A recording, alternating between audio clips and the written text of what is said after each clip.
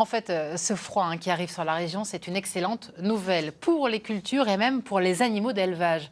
Les plantes, par exemple, ont besoin d'un coup de gel persistant en hiver pour se fortifier. La terre aussi pour être plus saine. Et l'hiver, s'il arrive un peu tard cette année, n'en demeure pas moins salvateur pour les agriculteurs. David Bailly et Jean-Pierre Petit-Colin. Sur les coteaux de Xaronval, Philippe Clément laboure son champ. Température extérieure 0 degré, température ressentie -5. Un froid salutaire pour cet agriculteur. Salutaire pour la préparation des cultures, salutaire pour les troupeaux.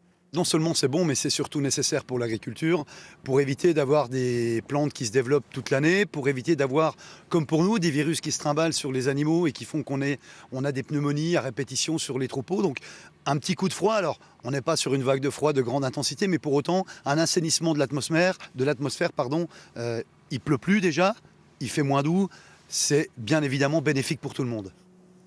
Ce premier épisode de froid dans le Grand Est n'a rien d'exceptionnel. Mais il est bénéfique pour la nature. Dans cette pépinière, par exemple, il vient mettre au repos végétatif l'ensemble des arbres fruitiers. Cerisiers, poiriers ou pommiers, tous acceptent sans douleur ces premières gelées. C'est super bénéfique même parce que d'une part ça va assainir un peu les sols en terre comme on a ici, ça va assainir la plante parce qu'on va éviter d'avoir des maladies qui vont se présenter à cause du redoux. Donc là on va jeter un petit coup d'œil, au premier coup d'œil on voit que les plantes sont saines, sont belles, le froid fait son travail et les bourgeons ne sont pas abîmés par le froid, rien du tout, donc c'est parfait, aucune maladie présente, aucun signe d'insecte ni quoi que ce soit.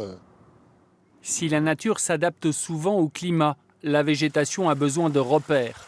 Les températures négatives prévues durant une dizaine de jours en font partie. Une phase de dormance naturelle qui permet ensuite une phase de floraison productive.